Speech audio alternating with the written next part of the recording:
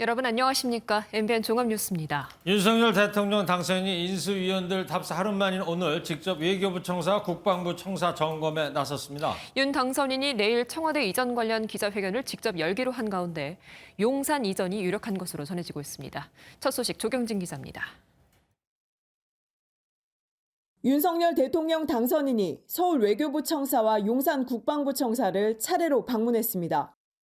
인수위원들 답사 하루 만에 직접 점검에 나선 겁니다. 김기현 원내대표, 김한길 국민통합위원장, 김병준 지역균형발전위원장 등이 동행했습니다. 앞서 인수위원들의 종합보고를 받은 윤 당선인은 부처 관계자의 브리핑, 주요 시설 점검, 애로사항 청취 질의응답을 진행한 것으로 전해졌습니다. 윤석열 당선인 측은 국민소통의 장으로 국가안보수호 최적지로 어느 곳이 적합할지, 또 국민에게 주는 일상 불편은 없을지, 참모들과 격의 없이 일할 수 있는 환경인지 등을 점검했다고 밝혔습니다. 이게 윤석열 당선인의 가장 중요한 공약이었기 때문에 또 그만큼 중요한 만큼 컨센서스가 필요하다. 당선인의 청와대 이전 결단이 임박했다는 관측이 나오면서 부지로는 용산 이전이 유력한 것으로 전해지고 있습니다. 다만 비용 문제나 안보 공백 등 논란이 거세 당선인이 직접 국민들의 이해를 구할 것이란 관측이 나옵니다.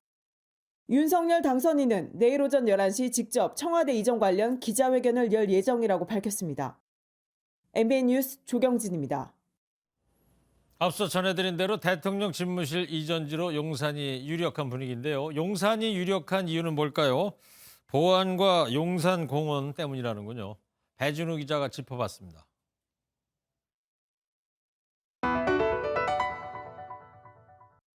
광화문 외교부 청사는 주변에 부지가 없어 청와대 벙커와 헬기장을 써야 하는 반면 용산 국방부는 벙커와 헬기 이착륙장이 있고 주변에 높은 건물이 없어 경호와 보안에 유리합니다. 청와대 영빈관, 본관, 헬기장 등 집무실 이외의 주요 기능 대체 부지를 광화문 인근에서 찾을 수 없다는 결론을 내렸습니다. 국민과의 소통을 강조하며 집무실 이전을 추진하는 윤 당선인.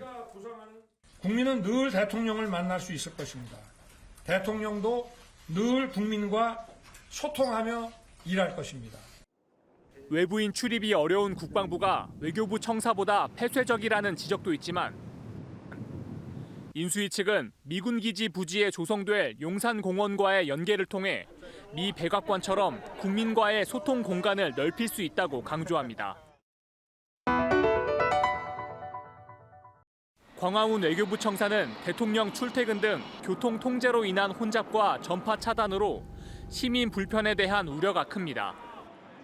반면 국방부는 시내와 거리가 있는 데다 집무실 근처에 공간을 마련할 여지도 있어 시민 불편을 최소화할 수 있다는 점이 장점으로 꼽힙니다.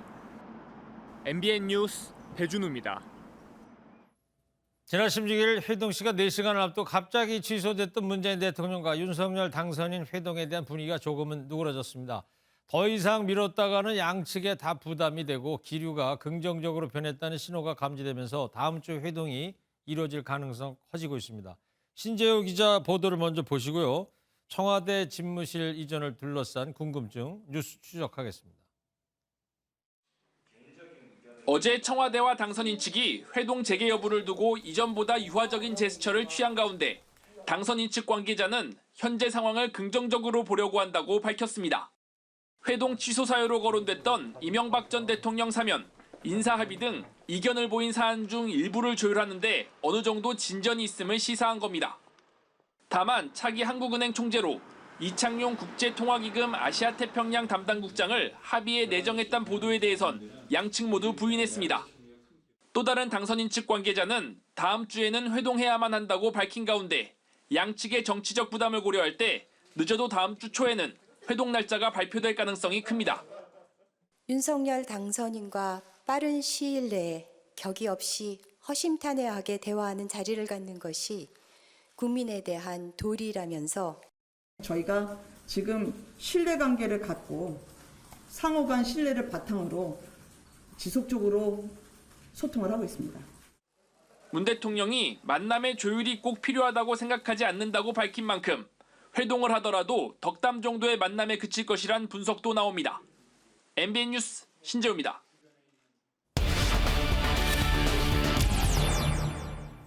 대통령 집무실이 결국 용산으로 가는 분위기인 것 같은데요. 자세한 이야기 정치부 우종환 기자와 해보겠습니다. 우종환 기자, 용산으로 이전이 일단 확정되는 분위기인 것 같습니다. 사전 작업이 진행되고 있다면서요? 네, 오늘 저희 취재진 카메라에 윤석열 당선인과 오세훈 서울시장이 인수위 건물에 들어가는 그림이 포착이 됐습니다. 네. 이제 두 사람이 만난 건데요. 그 용산으로 집무실을 옮기게 되면 주변 일대 개발 계획에 큰 영향을 주게 될 텐데. 지금 오세훈 시장 들어가고 있군요. 네, 맞습니다. 이 부분을 이제 두 사람이 논의한 걸로 보입니다. 앞서 어제 국방부로 현장 방문을 나온 인수위원들을 주민들이 막는 일도 벌어졌었죠. 예. 그 청사 인근에 있는 용산공원 개발 계획, 그리고 1km가량 떨어져 있는 국제업무지구 등이 영향을 받게 될 텐데 이 부분이 주요 의제가 됐을 가능성이 큽니다. 여기에 부동산 규제 완화 등 의제도 테이블에 올랐을 가능성이 있습니다. 네. 근데 용산 이전 비용을 갖고 계속 말이 많습니다. 1조 원이다. 아니다, 뭐 400억 원이다. 이게 어느 쪽이 맞는 얘기입니까? 실제 비용이 잡힌 건 없으니 각각 추산을 근거로 하는 건데요. 네. 먼저 윤 당선인 측 추산을 보면 처음에는 500억 원을 얘기했다가 나중에 400억 원으로 줄었습니다. 그 청와대 이전 TF가 행안부의 보고를 토대로 추산한 건데 처음에 이전 비용은 용산 500억 원, 광화문 외교부 청사는 1000억 원 정도로 잡았다가 이후 각각 400억, 800억 원으로 수정된 겁니다. 네. 근데 민주당에서는 1조 원 정도 든다는 거 아니에요? 그 일정 근거는 뭐예요? 차이가 꽤 있지 않습니까? 네, 민주당 주장은 윤 당선인 측의 400억 원이 청와대가 국방부로 이전하는 것, 이거 하나만을 비용으로 잡았다는 겁니다. 이사 비용만 그렇다 이런 얘기죠? 네, 맞습니다. 청와대가 국방부 청사로 가게 되면은 거기 있던 국방부를 옮겨야 하는데 여기서 2,200억 원, 또 국방부가 만약 합참 본부로 간다. 그러면 거기 있는 합참을 또 다른 곳으로 옮겨야 하니 또 2,200억 원, 이렇게 비용을 제시했는데요. 이런 식으로 연쇄적인 예하부대 이전 비용을 다 합치면 6천억 원 정도가 나오고 여기에 청와대 경호부대 등이 또 이전하는 비용 등을 합치면 모두 1조 원 정도 든다는 설명입니다. 1조 1,000억 정도 드는 겁니다. 그리고 앞으로 점점 많이 들 겁니다. 왜냐하면은 여기에서 방호 시스템을 갖추고 방공 체제를 갖추려면은 방공 기지들도 만들고 해야 되고. 윤 당선인 측도 추가 비용이 발생할 수 있다는 점은 인정하는데요. 다만 1조 원은 과하다는 입장입니다. 지금 비용의 추산과 관련해서 이게 뭐 1조 가까이 된다라고 하는 건 너무 나가신 것 같고요. 국민의 소중한 그런 세금에 대해서는 충분히 진지하게 생각하고 있습니다. 네. 1조든 400억이든 서민 입장에서는 어마어마한 돈 아니겠어요? 네, 비용 문제 이런저런 얘기가 많다 보니까 윤 당선인 측에서도 우려의 목소리가 계속 나오는데 이 청와대 잔류 주장도 나오고 있어요, 지금. 네, 윤희숙 전 국민의힘 의원 주장인데요. 국민의힘 쪽에서는 처음으로 청와대 잔류론이 나온 겁니다. 그 윤 전 의원은 윤 당선인의 국민 속으로 가겠다는 의지는 존중하지만 국민 일상을 망가뜨리면서까지 꼭 파고들어야 되냐 이렇게 주장했습니다. 대신 혐오시설 이미지를 갖고 있는 청와대를 리모델링 해보면 어떻겠냐 이렇게 제안했습니다. 백악관처럼 상당 공간을 국민에게 개방하고 내부 인사들의 동선과 국민의 동선을 겹치게 하는 방식만으로도 국민소통이라는 취지를 살릴 수가 있다. 국민 속으로라는 슬로건은 공간보다 마음의 문제라고 말했습니다. 네, 내일 발표 한번 기다려보는 걸로 하고요. 끝으로 이 취임식 총감독에 평창 동계올림픽을 연출한 인사가 거론됐다면서요? 네, 맞습니다. 윤 당선인의 특별 보좌역을 맡고 있는 이도훈 홍익대 교수인데요. 네. 이 교수는 공연기획 전문가로 지난 2018년 평창 동계올림픽 개회식 당시에 드론 2,018개로 만든 오륜기를 연출해 화제가 됐었던 인물입니다. 이 보도가 나오자 처음에는 윤 당선인 측이 검토된 바가 없다는 입장문을 냈었다가 다시 철회했습니다. 제가 윤 당선인 측에 물어보니 이 교수가 총연출로 합류한 게 맞다고 확인해줬습니다. 네, 그렇군요. 잘 들었습니다. 정치부 우종환 기자였습니다.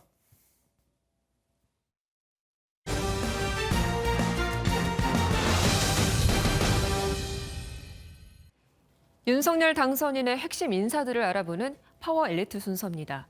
오늘은 새 정부 중앙지검장 영순위로 꼽히는 한동훈 검사장과 인수위원회에 합류한 주진우 전 부장검사를 살펴보도록 하겠습니다.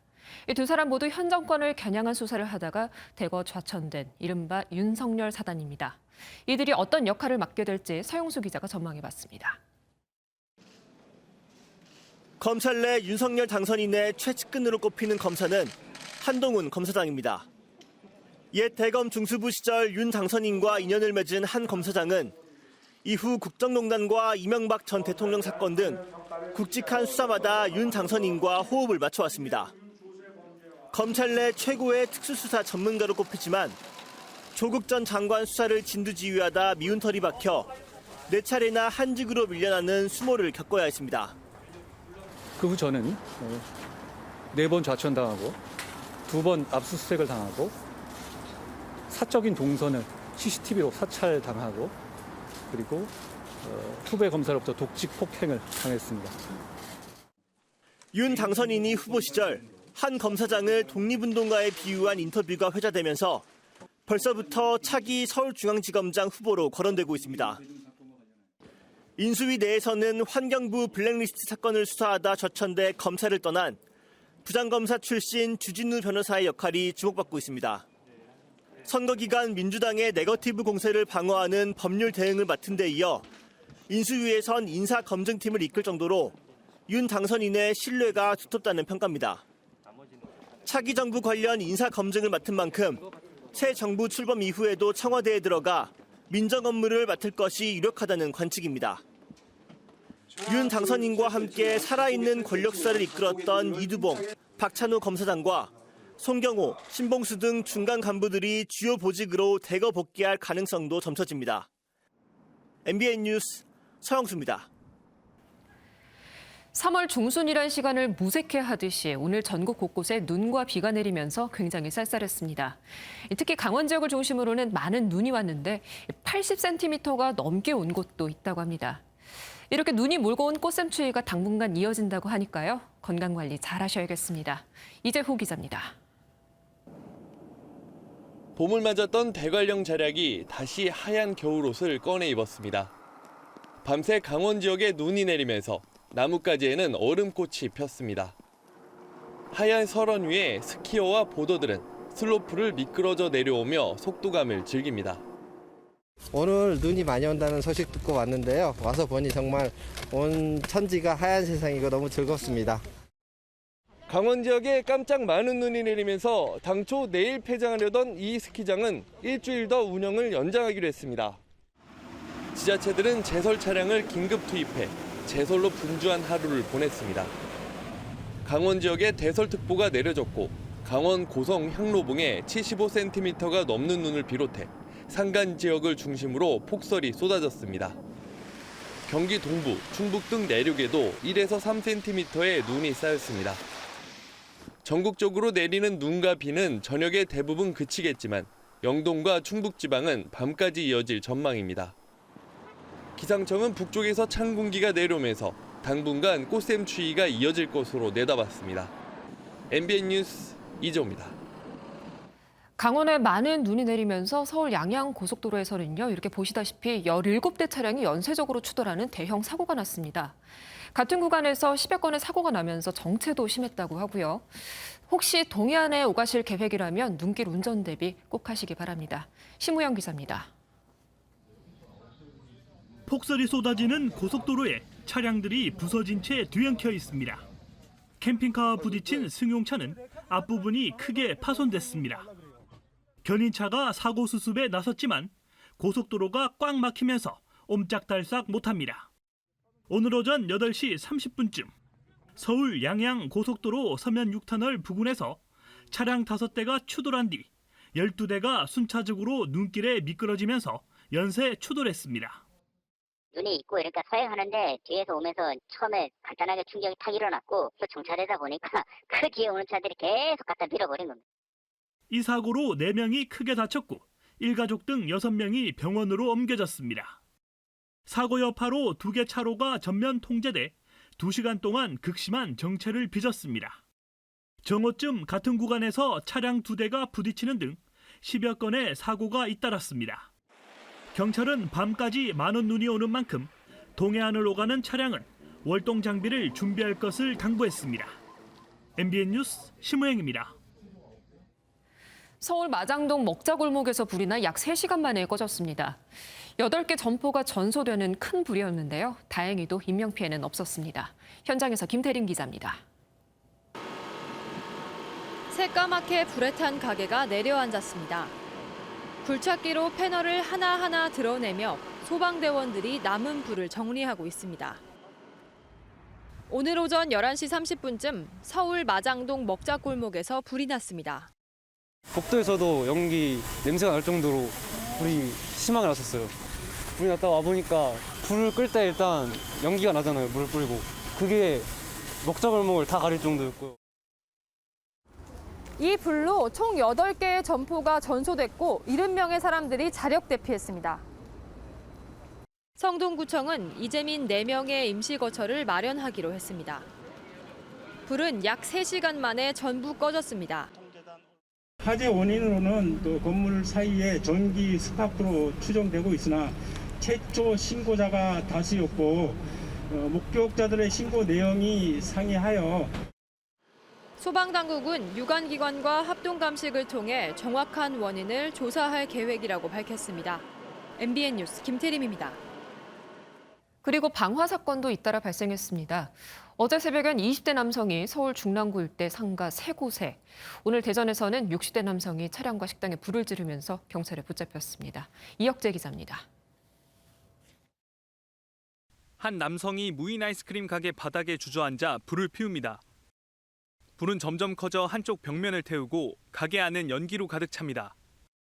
뒤이어 소방대원들이 가게로 들어와 불을 끕니다. 한 20대 남성이 중랑구 일대 상가 3곳에서 연달아 불을 지른 혐의를 받고 있습니다. 1층 화장실에 불을 지른 한 상가 건물에는 3에서 5층에 산후조리원이 있었지만 다행히 인명피해는 없었습니다. 휴지거리가 조금 탄 거기 때문에 남편분들께서 걱정돼서 밑에서 이제 보고 계시는 건 있었는데. 남성은 불을 지른 뒤 도망쳤지만 현장 인근을 수색하면서 추적하던 경찰에게 검거됐습니다. 서울 중랑경찰서는 남성에 대해 구속영장을 신청했습니다. 차에서 불길이 치솟습니다. 오늘 오전 5시 40분쯤 대전 유성구의 한 도로에 주차돼 있던 차량에서 불이 났습니다. 차량과 30m 정도 떨어진 식당에서도 불이 났는데 출동한 소방은 1시간여 만에 2곳의 불길을 잡았습니다. 인명피해는 없었지만 경찰은 화재 현장 인근에서 방화 혐의자 60대 남성을 붙잡았습니다. MBN 뉴스 이혁재입니다. 오늘 코로나19 신규 확진자는 나흘 만에 30만 명대로 내려왔지만 여전히 40만 명에 육박하고 있습니다. 하루 사이에 무려 319명이 숨졌는데 역대 2번째 규모입니다. 이상은 기자입니다. 서울 한 선별진료소입니다. 코로나 신규 확진자는 어제보다 2만 5천여 명 감소한 38만 1,454명을 기록하며 나흘 만에 30만 명대로 내려왔습니다. 신규 확진자는 감소했지만 사망자는 319명으로 역대 2번째를 기록했습니다. 위중증 환자는 1,049명, 전국의 중증 병상 가동률은 65.9%로 나타났습니다. 병상 가동률은 들고 나는 환자와 대기하는 환자를 고려하면 거의 포화 상태입니다. 전문가들은 사망자가 증가하는 상황에서 정부가 내놓은 모임 인원 확대 등 거리 두기 완화에 우려를 나타냈습니다. 앞으로 2주 후는 훨씬 많은 사망자가 나올 수밖에 없고 그렇기 때문에 지금은 방역 완화 시그널을 줄 때가 아니고 정부가 구매한 물량을 빨리 도입해서 국민들에게 빨리 제때 치료를 할 수 있게 전문가들이 먹는 치료제의 신속한 사용을 강조한 가운데 방역당국은 머크앤컴퍼니사의 먹는 치료제 몰누피라비르 사용을 긴급 승인하는 방안을 검토 중입니다. 오미크론 대유행으로 확진자가 폭증함에 따라 방역당국은 팍스로비드 기존 계약 물량 조기 도입과 추가 구매도 검토 중인 것으로 알려졌습니다. MBN 뉴스 이상은입니다. 코로나19의 정점이 언제일지도 불확실한 상황에서 확진자와 사망자 추이가 심상치가 않습니다. 전 세계적으로 비교해봐도 현재 우리나라의 확산세 매우 심각합니다. 사회정책부 조동욱 기자와 더 자세히 알아보겠습니다. 최근에 코로나 확산세가 정말 무서운데요. 무엇보다 사망자 증가 추세가 심각한 상황인데 현재 어느 정도 상황이에요? 네, 현재 사망자 추이를 보면요. 한 주 동안 1,957명, 약 2,000명에 가까운 사람들이 코로나19로 숨졌습니다. 예. 오늘 발표된 사망자 수는 319명인데 이틀 전과 비교했을 때 줄긴 했지만 역대 두 번째로 높은 수치이기도 합니다. 그렇군요.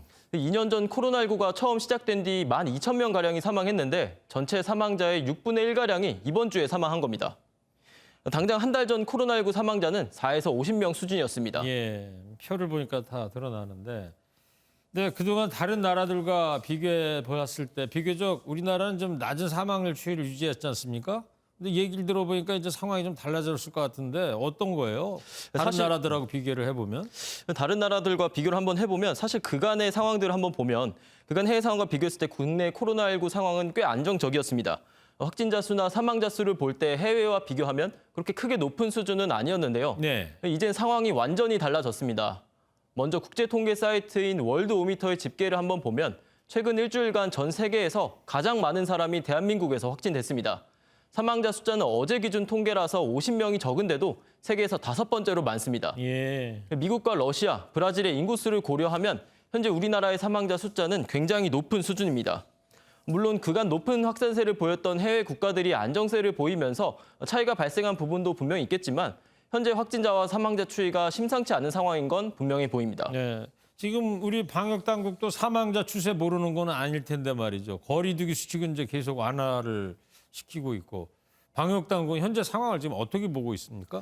네, 일단 방역 당국은 현재 정점 구간을 지나고 있는 상황으로 보고 있습니다. 네. 늦어도 다음 주면 최정점을 지난 뒤에 서서히 감소세로 전환할 것으로 분석했는데요.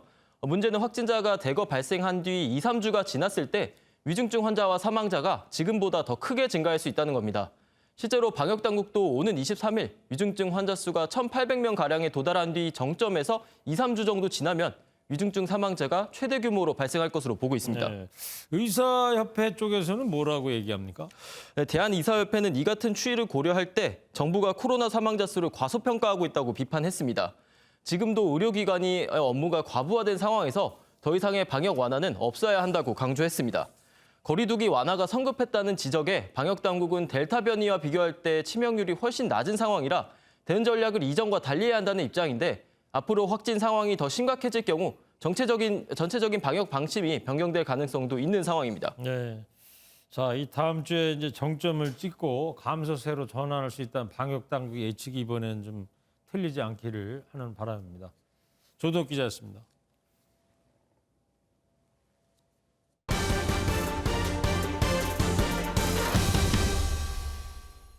윤석열 당선인은 선거 기간 동안에 강성노조에 대한 비판과 함께 주 52시간 시간제와 최저임금제에 대한 부정적 입장을 보여왔습니다. 노동계 반발이 예상되는 대목인데 관련해서 새 정부에서는 무엇이 바뀔지 또 실현 가능성은 있는지 이기종 기자가 알아봤습니다. 직원 30여 명의 자동차 부품 도금업체. 주 52시간제 시행 후 직원들은 임금이 줄고 회사는 납품 일정을 맞추기 빠듯해졌습니다. 일을 해야 근로자도 살고 기업도 살고 그러는데 일이 있는데 안 한다는 것은 우리 중소기업으로서는 굉장히 어려운 일이죠. 당선인의 시각도 비슷합니다. 주 52시간 했을 때 중앙지검의 우리 직원들 중에서도 거기에 대해서 불편을 느끼고 반대하는 사람들이 많았어요. 소득이 줄어드니까. 노동공약 첫머리에는 특정 시기 주 52시간을 넘어도 평균을 내 주 52시간 이하면 처벌하지 않는 기간을 현행 최대 석 달에서 1년으로 늘리는 방안이 제시됐습니다. 적절한 보상을 전제로 노사가 합의하면 몰아서 일하거나 쉴 수 있도록 하는 겁니다. 하지만 근로기준법을 개정해야 하는 사안이기 때문에 야당과 논의 과정에서 진통이 예상됩니다. 과로사회로 회귀한다는 우려와 함께 선거 후 5년은 지옥의 시간이 될 거라고 한 민주노총 등 노동계의 반발도 넘어야 합니다. 당선인의 노동공약을 설계한 6일상 전 한국고용정보원장은 MBN과 인터뷰에서 사회적 대타협이 필요하다며 노동계의 변화를 촉구했습니다. 10%, 20%의 보호받는 그 정규직 공공부문 대기업 노조 중심으로 가면서 그 기득권에 앉아오고 청년들 또 비정규직 자영업자들한테 눈물을 흘리게 할 것이냐. 최저임금 공약은 따로 내지 않았지만 인상 속도는 조절될 가능성이 큽니다. 최저임금을 어느 수준으로 임기 내에 하겠다. 그런 식으로 공약을 하면은 일자리에 부정적인 영향을 미치고. 당선인이 언급한 업종별 차등 지급은 법 개정 없이도 최저임금위원회에서 정할 수 있어 이를 두고 새 정부와 노동계의 힘겨루기가 본격화될 수 있습니다. MBN 뉴스 이기중입니다. 네, 이번에는 피난민 상황도 알아보겠습니다. 저희 기자가 우크라이나 남부 접경 국가인 몰도바에 나가 있습니다. 러시아군이 극초음속 미사일로 인근의 우크라이나 시설을 타격하면서 긴장감을 높이고 있다고 하는데요. 현지 연결해서 알아보도록 하겠습니다. 자, 이규현 기자, 현지에서 피난민들 모습을 직접 보고 있을 텐데요. 그곳 상황은 좀 어떻습니까? 네, 저는 몰도바의 수도 키시나우에 있는 한 피난민 캠프에 나와 있습니다. 엑스포 대회장을 개조해 우크라이나 피난민을 위한 임시 수용 시설을 만들고 있습니다. 지금 이곳 체감 온도는 영하 3도쯤 되는 데다 바람도 강하게 불고 있어 피난민들의 고충이 더 커 보입니다. 이곳 몰도바는 한반도 면적의 약 6분의 1 정도 되는 소국인데 우크라이나 남서부와 국경을 맞대고 있습니다. 우크라이나 항구 도시 오데사와 불과 50km 정도 떨어져 있는데 최근 러시아군이 남부 해안 지역 공략에 나서면서 몰도바로 들어오는 피난민이 크게 늘었습니다. 지금까지 우크라이나 피난민 약 34만 명이 몰도바에 들어온 것으로 알려졌는데 현재 약 10만 명이 머무는 것으로 파악됩니다. 몰도바는 애초 수용 능력이 15,000명 정도에 불과했던 데다 유럽 내 최빈국 중 하나로 꼽히는 국가여서 이미 수용 능력을 초과한 상태입니다. 네, 그런데 몰도바도 완전히 안전한 곳은 아니라는 소식이 들리던데 어떤 이유 때문인가요? 그렇습니다. 트란스니스트리아라는 이름의 칠러 미승인 국가가 1991년부터 몰도바 북동쪽을 장악하고 있는데요. 전쟁 직전 우크라이나의 돈바스 지역과 유사한 상황입니다. 이곳에 주둔하고 있는 러시아 병력도 최소 1,500명에 달합니다. 트란스니스트리아가 장악한 지역으로는 피난민 유입도 어려워 동쪽 팔랑카 국경검문소로 대부분의 피난민이 몰린 상황입니다. 러시아가 오데사를 공격한다면 이곳에 군대까지 동원할 가능성도 있습니다. 러시아군은 조금 전 우크라이나 남서부 지역에 있는 대규모 탄약 저장고와 오데사 인근의 무선 감시센터도 최신의 미사일로 타격했다고 밝혔는데요. 나토와 유럽연합에 가입되지 않은 몰도바가 우크라이나처럼 러시아의 다음 공격 대상이 될 수도 있다는 우려도 나옵니다. 지금까지 몰도바 키시나우에서 MBN 뉴스 이규현입니다. 주가가 곤두박질 치면서 요즘 증권 계좌 열어보기 겁난다는 분들 많습니다. 자, 그런데요, 반대로 지금이 바닥이자 기회라며 빚을 내서 적극 매수하는 규모도 커지고 있다고 하는데요. 현재 시장 점검과 함께 전문가의 의견도 함께 들어보도록 하겠습니다. 최은미 기자입니다. 올해 초보다 10% 가까이 빠진 코스피. 각종 악재가 계속되며 외국인과 기관이 연일 주식을 판 결과인데 유독 개인 투자자들은 매수를 멈추지 않고 있습니다. 올해 첫 거래일인 1월 3일부터 지난 18일까지 주식시장 개인 매수액은 13조 4,180억 원으로 같은 기간 기관이 5조 5,051억 원, 외국인이 8조 118억 원 팔아치운 걸 고스란히 받았습니다. 심지어 최근에는 바닥이라고 판단하는 투자 심리까지 더해지며 빅2도 늘고 있습니다. 17일 기준 신용거래 융자 규모는 21조 4,752억 원으로 지난달 20조 7천억 원 수준에서 다시 커지는 추세입니다. 하락을 기회로 여기며 빚까지 내 매수를 늘리는 셈입니다. 그러나 하락장이 길어지며 아직 성과는 나타나지 않고 있습니다. 개인 투자자가 올해 가장 많이 산 삼성전자는 올 초 대비 10% 가까이 하락했고 현대차 역시 최근 1년 새 가장 낮은 주가를 기록하고 있습니다.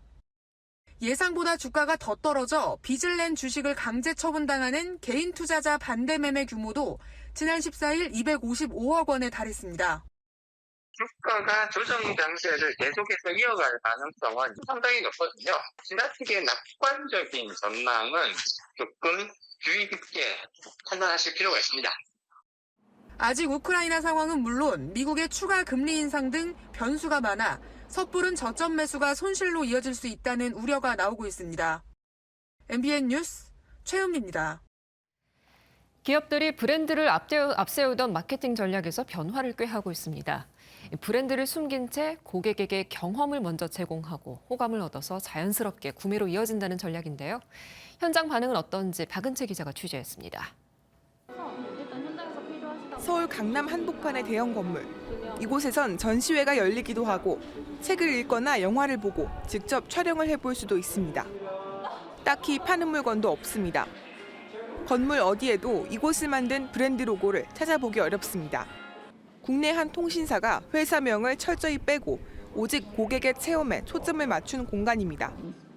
MZ세대가 저희 그 매장이란 공간에 잘 들어가지 않는다. 그럼에도 불구하고 굉장히 경험이라는 것을 굉장히 사람들이 좋아한다. 거기에 좀 집중을 했던 것 같고요. 현재 고객뿐 아니라 미래 고객까지 포용하겠다는 전략이 숨어 있습니다.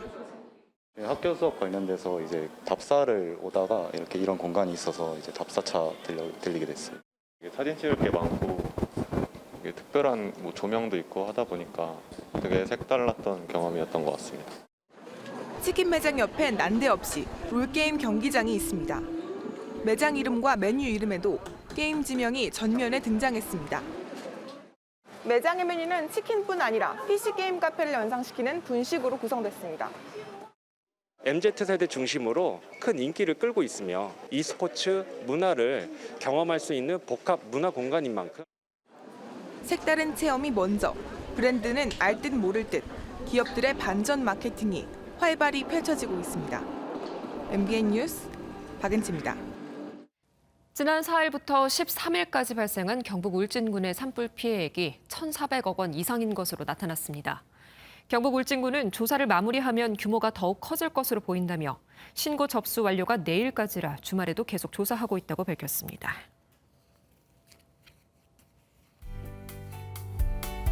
(3월) 중순에 쏟아진 한방눈에 강원 지역은 한겨울로 돌아갔습니다. 현재까지 강원 향로봉은 80cm가 넘는 적설을 기록했는데요. 서쪽 지역의 눈비는 모두 잦아들었지만 동쪽 지역은 늦은 밤까지 눈비가 이어지겠습니다. 앞으로 강원 산지에 최고 7cm의 눈이 더 내려 쌓이겠고요. 경북 북동 산지에는 최고 5cm, 그 밖의 지역은 1cm 안팎의 눈이 예상됩니다.